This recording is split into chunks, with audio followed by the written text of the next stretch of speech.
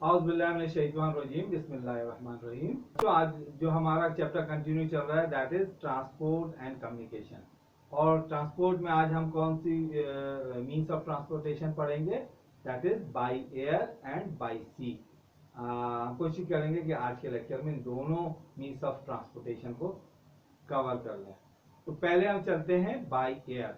By air जो है आज still a very important means of transportation है और ये बहुत ही क्विक मूवमेंट है गुड्स की और पैसेंजर के लिए बहुत ही क्विक मूवमेंट के लिए ये इस्तेमाल होती है बाय एयर के जरिए। और बहुत ही सोफिस्टिकेटेड और by air very important for long distance travel और बहुत ही क्विक और मीन्स ऑफ ट्रांसपोर्टेशन है, बट a bit expensive है बाय लैंड, बाय रेल और बाय सी के एज कंपेयर टू। लेकिन ये अभी तक विद इन द कंट्री और आउटसाइड द कंट्री में बहुत ही जो क्विक ट्रांसपोर्टेशन होती है या ट्रैवल होता है उसके लिए बाय एयर जो मीन्स ऑफ ट्रांसपोर्टेशन है वो यूज होती है। बाय एयर की एग्जांपल्स जस्ट ये है कि हम अगर इस्लामाबाद से लंदन जाना चाहें तो just 6 to 7 hours without any interruption हम वहां जा सकते हैं।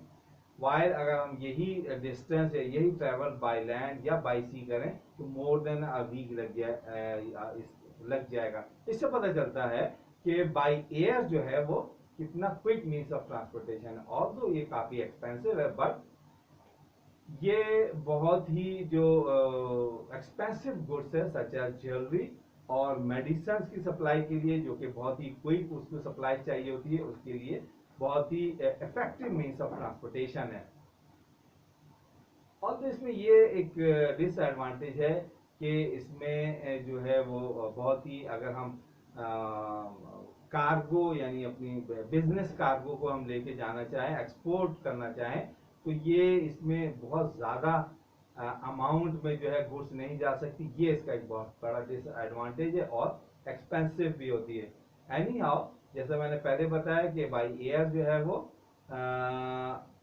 हाई क्वालिटी गुड्स और ईमेल और मेडिसिन के लिए जिसकी क्विक सप्लाई चाहिए होती है और सेफ एंड साउंड होती है, उसके लिए बाय एयर जो है ना बहुत ही इफेक्टिव मीन्स ऑफ ट्रांसपोर्टेशन है। जैसा कि इसका जो डिसएडवांटेज मैंने बताया कि एक तो बहुत ज़्यादा एक्सपेंसिव है और गुड्स का अमाउंट एज कंपेयर टू दूसरा मीन्स ऑफ ट्रांसपोर्टेशन उसमें बहुत कम आता है वो, जबकि लेकिन इसका एडवांटेज जो है वो डिसएडवांटेज के मुकाबले में ज़्यादा है क्योंकि बहुत क्विक होता है। कुछ ऐसी सप्लाईज होती हैं जिसको बहुत ही जल्दी और बहुत ही क्विक अपनी डेस्टिनेशन पे पहुंचना होता है, तो उसके लिए बाय एयर जो है बहुत ही इफेक्टिव मीन्स ऑफ ट्रांसपोर्टेशन है।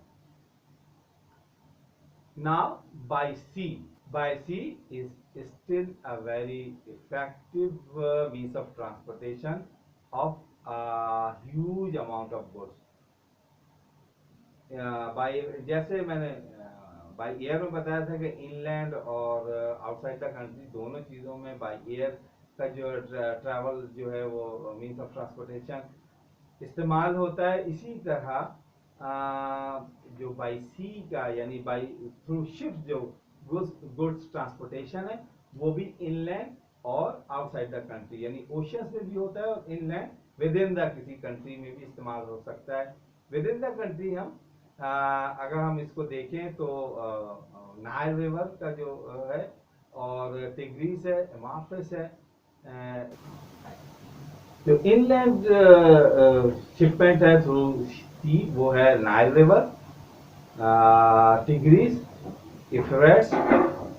ये जो रिवर हैं इनमें जो स्मॉल शिप्स के जरिए जो है वो ट्रांसपोर्टेशन होती है और जब ये डेल्टा एरिया पे आते हैं जहाँ पोर्ट होती है तो वहाँ ये इनकी जो गुड्स होती है वो बड़े शिप में ट्रांसफर हो जाती है और इस तरह से वो ओशियन से लेके एक डेस्टिनेशन से दूसरी डेस्टिनेशन पे चले जाते हैं। बिल्कुल इसी तरह साउथ अमेरिका में हम देखें तो अमेजोन रिवर जो है वो एक बहुत ही बड़ा इनलैंड ट्रांसपोर्टेशन का एरिया है जहां ऑलमोस्ट 1500 किलोमीटर तक जो है इनसाइड इनलैंड जो है वो शिप्स चलते हैं और फिर वो अटलांटिक ओशन में जाते हैं। तो इस तरह से अमेजोन जो है इनलैंड ट्रांसपोर्टेशन का एक बहुत बड़ा जो है वो मीन्स ऑफ ट्रांसपोर्टेशन है। There are two types of means of transportation. One is the oil tanker service, or the second is the container service. Oil tanker service जो है बेसिकली एक बहुत ही बड़ा एक सम सॉर्ट ऑफ टैंकर होता है जो कि क्रूड ऑयल एक जगह से दूसरी जगह लेकर जाता है।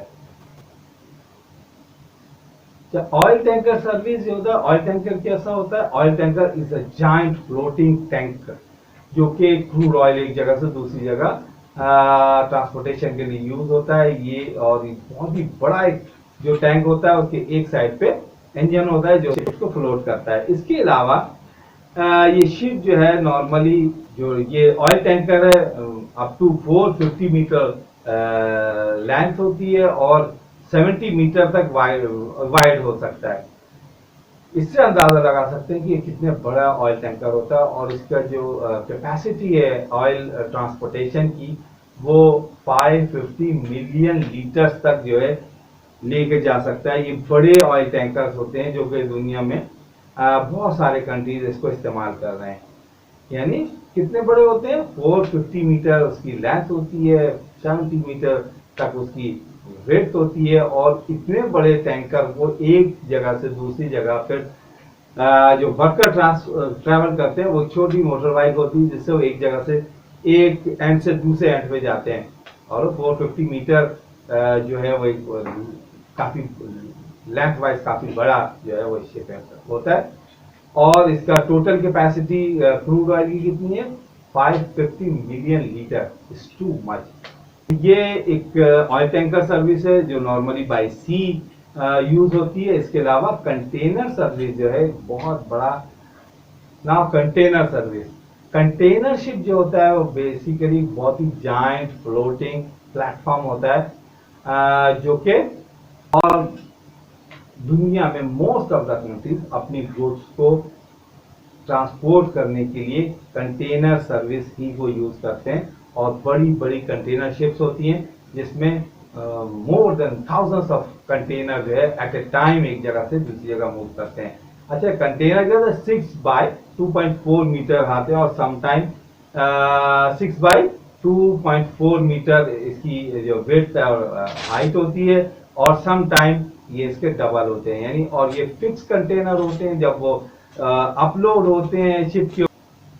कंटेनर जो है ये एक पूरे फ्रेम होता है जिसमें ये फिक्स होते हैं और इस तरह से इसके जो डिसबैलेंस होने का जो रेशियो है वो भी बहुत ही कम होता है। अब यहाँ कंटेनर जो है वो कंटेनर शिप पे किस तरह आते हैं? जब गुड्स फैक्ट्री से डायरेक्टली इन कंटेनर से पैक्ड होती है बहुत ही सेफ एंड साउंड तरीके से उसको उन कंटेनर में पैक किया जाता है। वो कंटेनर डायरेक्ट जो है वो कंटेनर शिप तक आते हैं, कंटेनर यार्ड तक आते हैं और फिर इस तरह से वो कंटेनर जो है वो शिप पे अपलोड हो जाता है।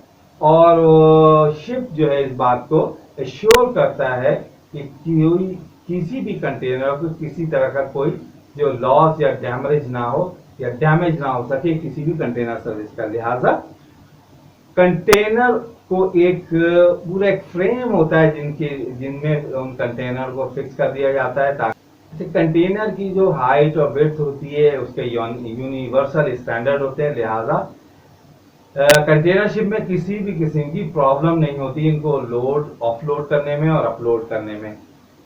इनके इसी यूनिवर्सल साइज डायमेंशन की वजह से ये बिलो द डेक और अप साइड द डेक जो है वो बिल्कुल इजीली जो है वो अपलोड हो जाते हैं, फिक्स हो जाते हैं और जब ये अपनी डेस्टिनेशन पे पहुंचते हैं सेफ एंड साउंड तो डायरेक्ट जो कंटेनर शिप है वहां से लॉरीज और बाई जो कंटेनर ट्रेन है उनके जरिए अपनी फर्दर जो लैंड डेस्टिनेशन है वहां तक चले जाते हैं। इस तरह से बाई सी इनका जो हमने आज का पोर्शन कवर किया इसमें हमने क्या बताया कि दो तरह की एक तो शिपमेंट होती है इनलैंड और आउटलैंड।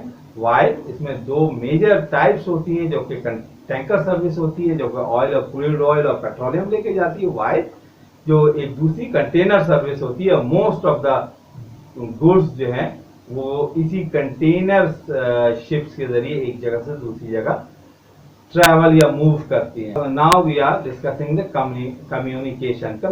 आजकल communication getting information from one place to another plus within the country और outside the country are very essential nowadays.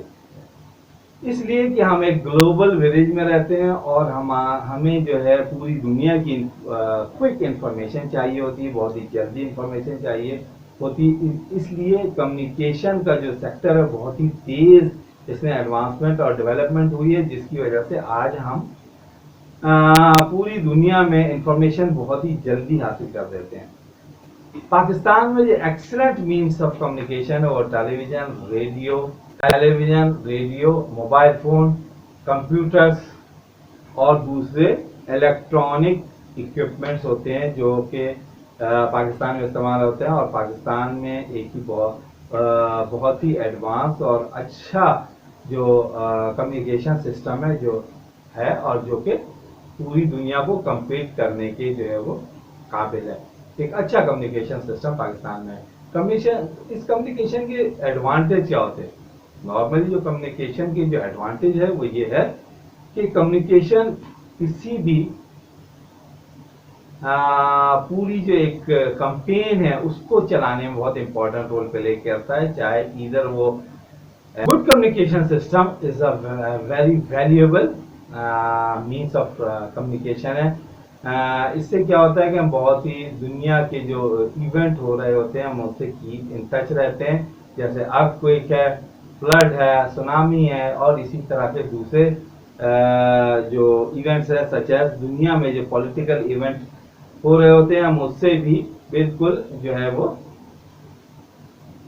Aware रहते हैं। तो ये एक बहुत ही बड़ा एडवांटेज होता है कम्युनिकेशन का। या कम्युनिकेशन के और जो पॉजिटिव एस्पेक्ट्स होते हैं वो ये होते हैं कि हमें जैसे अब कोई पाकिस्तान में एक बड़ा इवेंट हो रहा है क्रिकेट का, हॉकी का या किसी और स्पोर्ट्स का, तो हमें उससे अवेयर रखती है। या कोई साइंस की एडवांसमेंट हो रही होती है तो वो हमें उससे अवेयर रखती है। इसके अलावा जो दुनिया में हमें जो भी एडवांसमेंट इवन इन्हीं स्पोर्ट्स में, साइंस में या किसी और डिपार्टमेंट में या एडवांसमेंट हो रही होती है, ये कम्युनिकेशन हमें जो है अवेयर रखती है। और कम्युनिकेशन का सबसे जो मेन क्या हमें एजुकेट करती है, एजुकेट रखने में इम्पोर्टेंट रोल प्ले करती है और पूरे दुनिया और हमें पूरी दुनिया के जो इक्विवेलेंट लाने के लिए एक इम्पोर्टेंट रोल प्ले करती है। और इस तरह से आज का हमारा चैप्टर कंप्लीट हुआ, transport and communication. Thank you.